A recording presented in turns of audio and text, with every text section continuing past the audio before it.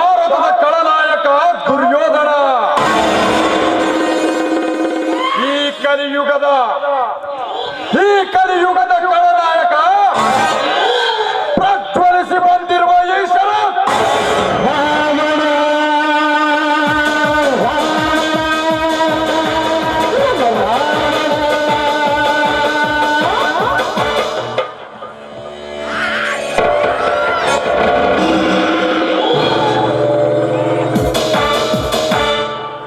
ಜ್ಯೋತಿ,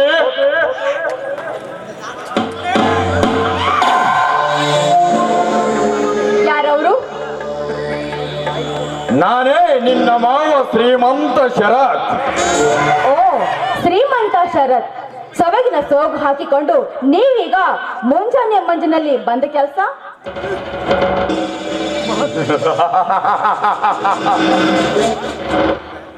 ಮಹತ್ವದ ಕೆಲಸವಿದೆ ಜ್ಯೋತಿ. ಬಂಧು ಬಾಂಧವ್ಯವೆಲ್ಲವನ್ನು ಕಳೆದುಕೊಂಡು ಅಬಲೆಯಾಗಿ ಖಗೋಳವನ್ನೇ ಸುತ್ತುತ್ತಿರುವ ಈ ನಿನ್ನ ಜೀವಕ್ಕೆ ಹೊಸ ಜೀವ ತೋರಿಸಬೇಕೆಂದು ಬಂದಿಲ್ಲ. ನಿನ್ನಂಥದ ಕಡೆಯಿಂದ ಆ ಸಹಾಯ ನನಗೆ ಅಗತ್ಯವಿಲ್ಲ. ಹೆಚ್ಚಿಗೆ ಮರು ಮಾತಾಡದೆ ಸುಮ್ಮನೆ ಹೊರಟು ಹೋಗೋ ಇಲ್ಲಿಂದ.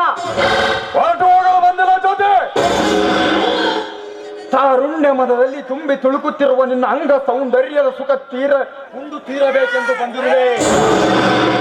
ಅಂಬಲಿಸಿ ಬಂದಿರುವ ಈ ಶರತ್ನ ಸತಿ ನೀನಾಗದಿದ್ದಲ್ಲಿ ನಿನ್ನ ಮಾನಭಂಗದ ತೆರೆ ಹರಿದು ಕರಿನಾಗರನಾಗಿ ಎಡೆ ಎತ್ತಿ ಕಚ್ಚಿ ತೀರಿಸಿಕೊಳ್ಳಬೇಕಾಗುತ್ತದೆ ಕಾಮದ ತೃಷೆಯನ್ನು. ಮನುಷ್ಯ ತಿಳಿದ ಮರ್ಕಟ, ಆ ನಿನ್ನ ಕರಿನಾಗನ ಹಲ್ಲಿಗೆ ಶಕ್ತಿ ನನಗಿಲ್ಲ ಅಂತ ತಿಳ್ಕೊಂಡಿದ್ದೇನೋ? ಜಾಡಿದ ಮನೆಯನ್ನ ಪ್ರವೇಶಿಸಿ ಒಂದು ಒಂಟಿ ಹೆಣ್ಣಿಗೆ ತುಚ್ಛೀಕರಿಸಿ ಮಾತಾಡ್ತಾ ಇದೆಯಲ್ಲ, ನೀನೊಬ್ಬ ಗಂಡಸೇನೋ ಭಂಡ. ನೀನೆಷ್ಟೇ ಚೀರಾಡಿದ್ರು ನನಗಿಲ್ಲ ನಿನ್ನ ಭೀತಿ. ಆ ಭೀತಿಯ ನೀತಿಯನ್ನೇ ತಿಳಿಸಿ ಹೇಳಲಿಕ್ಕೆ ಬಂದಿರುವನು ನಿಮ್ಮಂತ ಹೆಣ್ಣಿಗೆ ನಾಯಕನಾಗಿ. ನೀನೀಗ ನನ್ನ ಮಾತನ್ನು ಮನ್ನಿಸಿ ನಿನ್ನ ದೇಹವನ್ನು ಅರ್ಪಿಸದಿದ್ದರೆ ದಯಿಸಿ ಬಿಡುವೆ ನನ್ನ ಸೇಡೆಂಬ ರಾಜ್ಞಿಯಲ್ಲಿ. ಈ ರೀತಿ ಗರೆತೆರಿಗೆ ಹೆದರಿಸಿ ಪುಂಡರ್ ಹೆಂಡರನ್ನು ರಂಡೆತನ ಮಾಡಿ ಅವರ ಮನೆಯನ್ನು ಹಾಳು ಮಾಡುವ ನೀನೊಬ್ಬ ಈ ಜಗದ ಷಂಡ. ಷಂಡ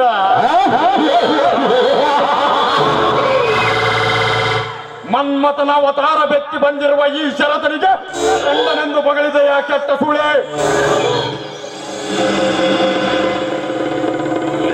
ನಿನ್ನಂತೆ ನೂರಾರು ಅರೆಯದ ಬಾಲೆಯರ ಬಾಳನ್ನೇ ಭಗ್ನಗೊಳಿಸಿದವನು ಈ ಶರತ್. ನಿನ್ನಂತ ಕಾಮಿನಿಯರ ಕಾಮ ಕೃಷಿಗಾಗಿ ಕಲಿಯುಗಕ್ಕೆ ಆಗಮಿಸಿ ಬಂದಿರುವನು ಈ ಶರತ್.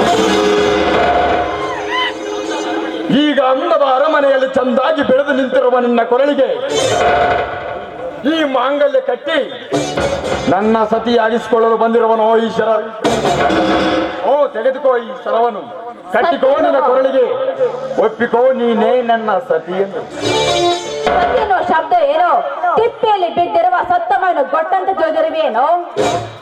ಮುಕ್ತಿಗಾಗಿ ಭಕ್ತಿ ಮಾರ್ಗದಿಂದ ಪರಂ ಜ್ಯೋತಿಯನ್ನು ಬೆಳಗಿಸಿದ ಅಕ್ಕ ಮಹಾದೇವಿ ಅಂತೆ ಪರಮಾತ್ಮನನ್ನ ಮೆಪ್ಪಿದ್ರು ಈ ಹೆಣ್ಣು. ಅಂದಾಗ ನೀ ತೋರಿಸುವ ನಿನ್ನ ಚಿನ್ನದ ಸರ ನಿನ್ನ ಮರಣಕ್ಕೆ ಕಾರಣವಾದಿತು. ಎಚ್ಚರ ಎಚ್ಚರ.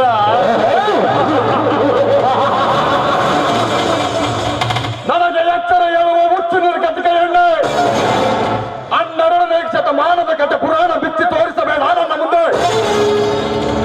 ಇದು 20ನೇ ಶತಮಾನದ ಅಂತ್ಯಭಾಗ. ಈ ಶತಮಾನದಲ್ಲಿ ನನ್ನಂತ ಅಪ್ರತಿಮ ಪರಾಕ್ರಮಿ ಗಂಡು ಕಣ್ಣಿಟ್ಟ ಹೆಣ್ಣಿನ ಕೈ ಹಿಡಿದು ತಾಳಿ ಕಟ್ಟದೆ ಬಿಡಲಾರರು. ಅಂತದರಲ್ಲೂ ನೀನು ನನ್ನ ಸೊಸೆಯಾಗಿ ನನಗಾಗಿ ಮೀಸಲಿಟ್ಟಿರುವ ಹೆಣ್ಣಿರುವಾಗ ನಿನ್ನನ್ನು ಕುಕ್ಕಿ ತಿನ್ನದೆ ಬಿಡಲಾರೆ. ಬಾಯನ ಸರಿ. ಇನ್ನೊಂದು ಹೆಜ್ಜೆ ಮುಂದಿಟ್ಟು ನಿನ್ನ ಮುಟ್ಟಲು ಬಂದರೆ ನೆಟ್ಟಿನ ಪೆಟ್ಟು ಹಾಕಿ ಕೋಟಿನ ಕಟ್ಟೆ ಹತ್ತಿಸಿ ಸಮಾಜದ ಗರ್ತಿರ್ಕಿಂದ ಅವಮಾನ ಮಾಡಿಸುವೆ ಜೋಕೆ.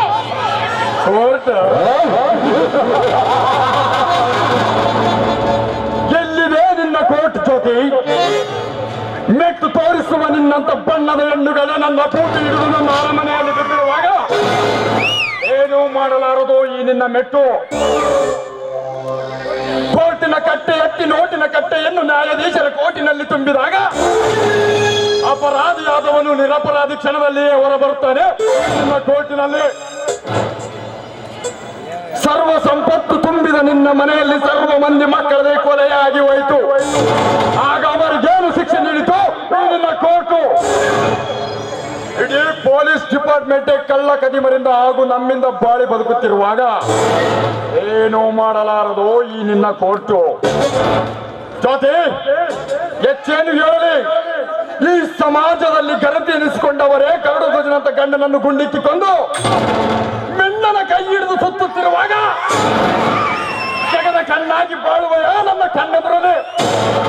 ಜಗದ ಕಣ್ಣು ಅಷ್ಟೇ ಯಾಕೋ, ಹಣದ ಆಸೆಗಾಗಿ ಕಾಮದ ಆಸೆಗಾಗಿ ಗರತರ ಒಡಲಿಗೆ ಬೆಂಕಿ ಬರಿ ಎಳೆಯುವ ನಿಮ್ಮಂಥ ಗಂಡಸರಿಗೆ ಶಿವನ ಉರಿಗಣ್ಣಾಗಿ ಬಾತೀನಿ. ಉರಿಗಣ್ಣು? ಅದರಲ್ಲೂ ಶಿವನ ಉರಿಗಣ್ಣು? ಆ ಶಿವನ ಉರಿಗಣ್ಣನ್ನ ಗೆದ್ದ ಜಲಾಸಂದ ರಾಕ್ಷಸನ ಅವತಾರವೆತ್ತಿ ಬಂದಿರುವ ಈ ಶರತನಿಗೆ ನೀನೆತ್ತಲ ಉರಿಗಣ್ಣು. ನಾ ಮತ್ತು ಆಕೆ ಜಲಾಸಂದ ರಾಕ್ಷಸನ ಅವತಾರ ತಾಳಿ ನಿಂತರೆ ಬೆತ್ತಲೆಯಾಗಿ ಬಂದು ಬೀಳುವೆ ನನ್ನ ಅರಮನೆಯಲ್ಲಿ ಬೊಮ್ಮಾಲಿ. ಅರಮನೆ ಎಂದು ಅರಿವಿಲ್ಲದೆ ಏಕೆ ಚೀರಾಡಿ ಸಾಯುತ್ತಿರೋ ನರ ರಾಕ್ಷಸ? ಆ ನಿನ್ನ ಜರಾಸಂಧ ನನ್ನ ಶ್ರೀಕೃಷ್ಣ ಪರಮಾತ್ಮ ತನ್ನ ತೊಡೆ ಮೇಲೆ ಕುಳ್ಳರಿಸಿಕೊಂಡಾಗ ಅರಿವಿಲ್ಲದೆ ಉದುರಿ ಹೋಯ್ತು ಆ ನಿನ್ನ ಜರಾಸಂಧನ ಉರಿಗಣ್ಣು.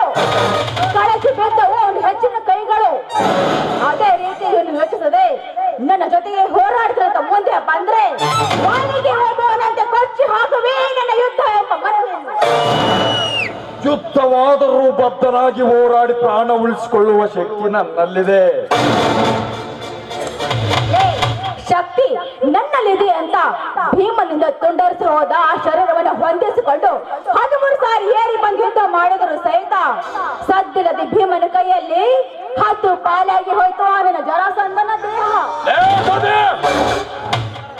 ಮಹಾಭಾರತದ ಮಾತು ಬೆಳೆಸಿ ಕೆರಳಿಸಬೇಡ ನನ್ನ ಕಾಮದ ಕೇಸರಿಯನು. ಕಾಮದಿಂದ ಕಂಗೆಟ್ಟು ಆಸ್ತಿಯಾಗಿ ಬಂಡಗೆಟ್ಟು ನಿನ್ನ ಈ ರೂಪಕ್ಕಾಗಿ ಗಟ್ಟಿಗೆಟ್ಟು ಬಂದಿರುವನು ಈಶ್ವರ. ನೀನದರ ಪ್ರಲಾಪಕ್ಕೆ ಪ್ರಜ್ವಲಿಸಿ ಈ ಸೋದರ ಮಾವನ ಸತಿ ನೀನಾಗದಿದ್ದಲ್ಲಿ ತುಂಡರಿಸಿ ಬಿಡುವೆ. ಇದೇ ನೀ ಗಂಡಿನಿಂದ ನಿನ್ನ ತುಂಡಾದ ಶರೀರವನು ಬಿಸಿಲು ತೋರಿಸಿ ನನ್ನ ಹೆದರಿಸ್ತಾ ಇದೆಯಾ? ನಿನ್ನಂತ ಗುಂಡಿಗೆ ಹೆದರುವ ಹೆಣ್ಣು ನಾನಲ್ಲ. ಗುಂಡು ಹಾರಿಸಿರ್ತೀನಂತ ನಿನ್ನ ಗುಂಡಿನ ಕೈ ನೀನು ಮುಂದೆ ಮಾಡಿದರೆ ನನ್ನ ಕೈ ಮುಂದೆ ಬರ್ತಾ ಇದೆ ನಿನ್ನ ಮೆಟ್ಟಿನಿಂದ ಹೊಡೆಯಕ್ಕೆ ಬಾರೋ.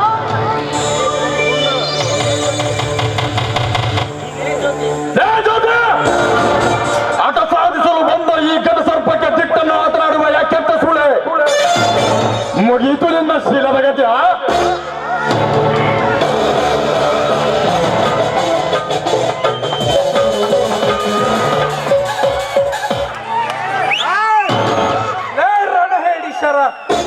ಕೈ ಬಿಡು ಮೊದಲು ಆ ಬಡ ಹುಡುಗಿಯ ಶರಗವನ್ನು.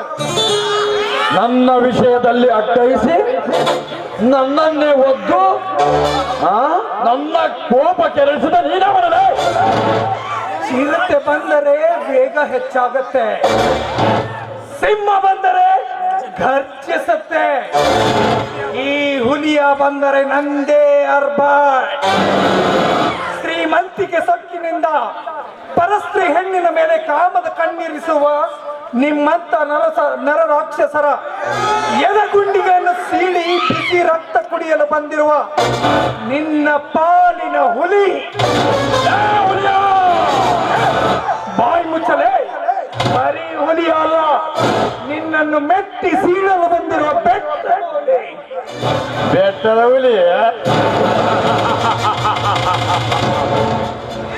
ಹುಲಿಯ ಲೂಟಿ ಗ್ಯಾಂಗ್ನಿಂದ ಹಿಡಿದು ಪಟ್ಟದ ಮಂತ್ರಿಗಳವರೆಗೆ ಎಲ್ಲಾ ಮಂತ್ರಿಗಳನ್ನು ನನ್ನ ಶರ ಪಂಜರದಲ್ಲಿ ಕಟ್ಟಿ ಹಾಕಿರುವಾಗ ನನಗೆ ನೀನೆಂತ ಬೆಟ್ಟದ ಹುಲಿ?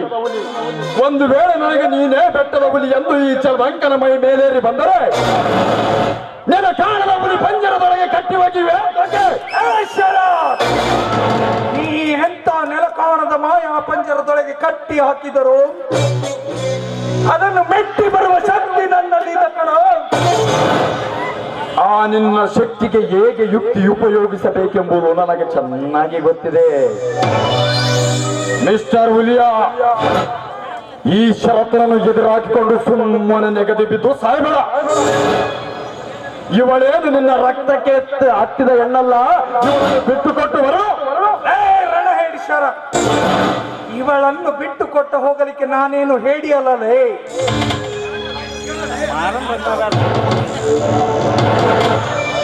ಕಾಮ ಹಾಗೂ ಶೀಲದ ಭಯದಲ್ಲಿ ಸಿಲುಕಿ ಒದ್ದಾಡುತ್ತಿರುವ ಹೆಣ್ಣು ಯಾರ ಮನೆಯದೇ ಆಗಲಿ, ಅವರ ಮೇಲೆ ನಿಮ್ಮಂತ ಕಾಮಾಂಧರು ಕಣ್ಣನ್ನು ಹಾಕಿದರೆ ಅಂದೇ ಅವರ ಎದೆಗುಂಡಿಗೆಯನ್ನು ಸೀಳಿ ಬಿಸಿ ರಕ್ತವನ್ನು ಕುಡಿದು ಬಿಡ್ತೇನೆ. ಅಬ್ಬರಿಸಿ ಬರುತ್ತಿರುವ ಕೊಪ್ಪಿದ ದೇಹವನ್ನು ಇಬ್ಬಾಗ ಮಾಡಿಬಿಡ್ತೇನೆ. ಅದನ್ನೆಲ್ಲ ಯೋಚಿಸದೆ ಮತ್ತೆ ಮತ್ತೆ ಪುಟ್ಟಿದ್ದು ಮಾತನಾಡಿದರೆ ಇದೇ ನನ್ನ ಕೊಟ್ಟಿಯಿಂದ ಉತ್ತರ ಕೊಡಬೇಕಾಗುತ್ತೆ. ಅಂದು ನಿನ್ನತ್ತಿಗೆ ನಿನ್ನ ರಕ್ತ ಸಂಬಂಧವೆಲ್ಲ ರಕ್ತದ ಮಡುವಿನಲ್ಲಿ ಮುಳುಗಿ ಹೋದಾಗ ಎಲ್ಲಿ ಏರಿಯಾಗಿ ಅಡಿಗೆ ಕುಳಿತಿತ್ತೋ ಈ ನಿನ್ನ ಕೊಟ್ಟೆ. ಇದೇ ಗಂಡಸ್ತನದ ಮಾತಿದ್ದರೆ ಅಂದು ನಿನ್ನ ರಕ್ತ ಸಂಬಂಧ ಎಲ್ಲರನ್ನು ಬದಿಸಿಕೊಳ್ಳಬಹುದಾಗಿತ್ತು. ಲೇ ಕಟುಕಶರ, ಅಡಗಿ ಹೋದ ನನ್ನ ಕ್ರೋಧಾಗ್ನಿಗೆ ಮತ್ತಷ್ಟು ತುಪ್ಪ ಚೆಲ್ಲಿ ಹೊತ್ತಿ ಹೊರಿಸಿಬಿಟ್ಟಿಯ. ನಾನು ಕಥಕಥನೆ ಕುದಿಯುತ್ತಿರುವ ಆ ನನ್ನ ಸೇಡಿನ ಆವೇಶದಲ್ಲಿ ನನ್ನವರ ಚಂಡ ಕೊದ್ದ ಚಾಂಡಲರು ಇಂದಲ್ಲ ನಾಳೆ ಪತ್ತೆ ಆದರೆ ಅಂದೇ ಅವರನ್ನು ಈ ಕೊಡ್ಲಿಯಿಂದ ಕತ್ತರಿಸಿ ಹಾಕಬೇಕು. ಹಂಬಣಿಸಿ ಬರುತ್ತಿರುವ ಒಬ್ಬೊಬ್ಬರ ರುಂಡವನ್ನು ಕತ್ತರಿಸಿ ಹಾಕಿ ನಮ್ಮೂರು ಅಗಿಸಿ ಬಾಗಿಲಿಗೆ ಕಟ್ಟಿ ನಾ ಮೆಟ್ಟುವ ಮೆಟ್ಟಿನ ಸರವನ್ನು ಹಾಕಿ ಈ ಎತ್ತ ಸರ್ಪದಲ್ಲಿ ಗೆದ್ದ ಹುಲಿ ನಾನಾಗದಿದ್ದರೆ ನನ್ನ ಹೆಸರು ಹುಲಿಯಾನೇ ಅಲ್ಲ, ನೆನಪಿರಲಿ. ಹುಲಿಯಾ, ಏಕೆ ಚೀರಿ ಗಂಟಲು ಹರಿದುಕೊಳ್ಳುತ್ತಿರುವೆ? ಈ ಸಮಯದಲ್ಲಿ ನೀನು ಹುಲಿಯಾಗಿ ಬಂದು ಇವಳನ್ನು ರಕ್ಷಿಸಿದರೆ ಸಮಯ ಬಂದಾಗ ಸೇಡಿಟ್ಟ ಸರ್ಪವಾಗಿ ಬಂದು ನನ್ನ ಆಸೆ ತೀರಿಸಿಕೊಳ್ಳದಿದ್ದರೆ